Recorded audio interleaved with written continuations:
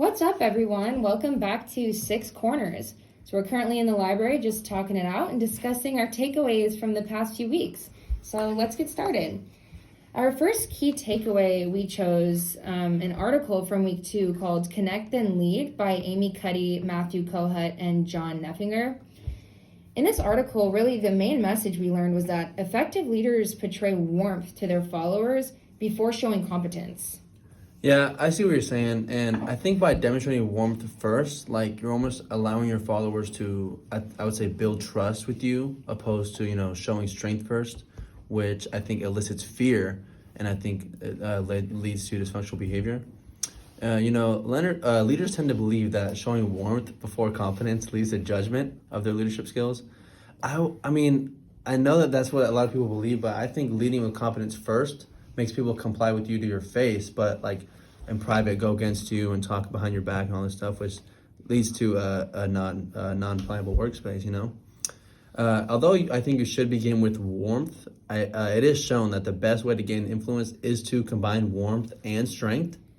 I know that this is really difficult because it's hard to show warmth if that's not naturally who you are, but it is a great leadership skill to learn. Yeah, for sure. Would you say that warmth complies with your personality traits as a leader?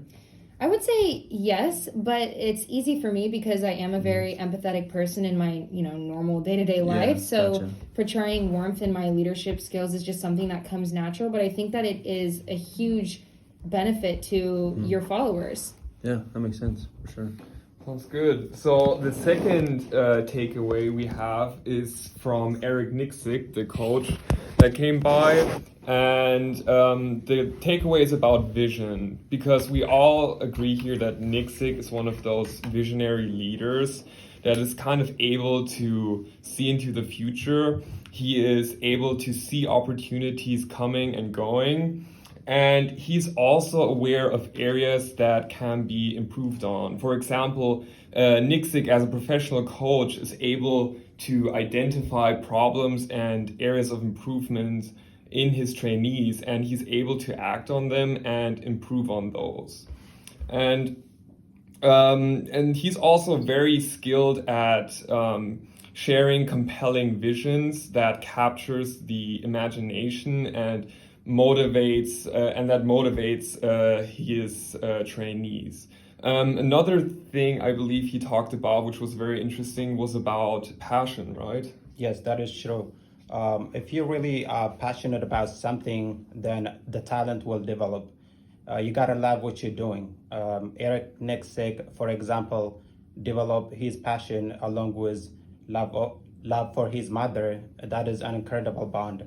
And once you have an incredible passion for something you love, then you will become very, very good at it, no matter what anybody said. So I have a quick question for you. Do you believe that passion is necessary to be successful at what you do? I do believe that. I do believe to be able to successful, you need to have a passion. You gotta love what you're doing, like I said, like I mentioned it. So yes, finding your passion will help you to become a successful.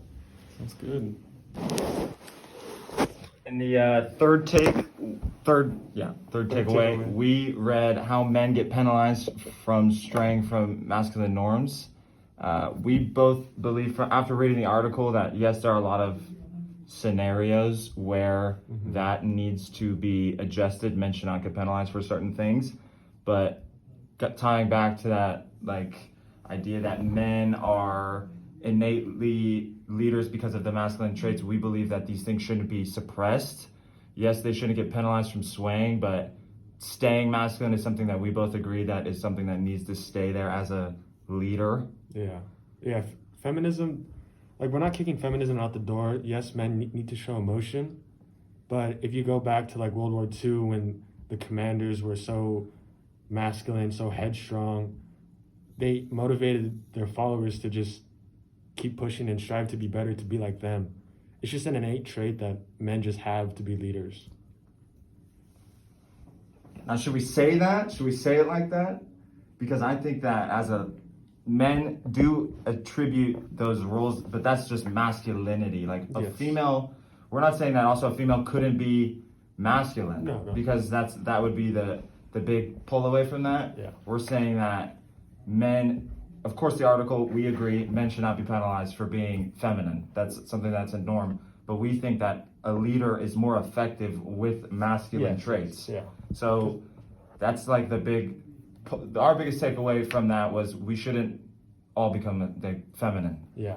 which isn't a bad thing. Mm-hmm. And if you're born a feminine man, that's what you're born with. You can still be a leader, but the most effective ones in our eyes, Yeah. subjectively, Mm-hmm. is a leader who contributes with masculine role models. We want a big brother, Yeah. like we said earlier. When you think of leaders, you think of men. we think Like, more realistically, like more realistically true. back in the past. Back in the past, And then- and that's what has been just stapled in our brains. Yeah, when you see a female leader, you see them. They're so. I don't want to say masculine, but they are But just they carry masculine They traits, carry but masculine because they traits. realized that because leaders are more masculine. So there has to be a balance with each different Yeah, Of course, situation. yeah. And again, that's something that we had brought up earlier was if I'm a stripper, I want more feminine qualities in my leadership roles. Like if my I don't know what the lead stripper is called, but that's a name, and I would want her to be more feminine. The head- if the the head head stripper. stripper. If I'm somewhere in a government scenario, military wise, I'd want a more masculine leader.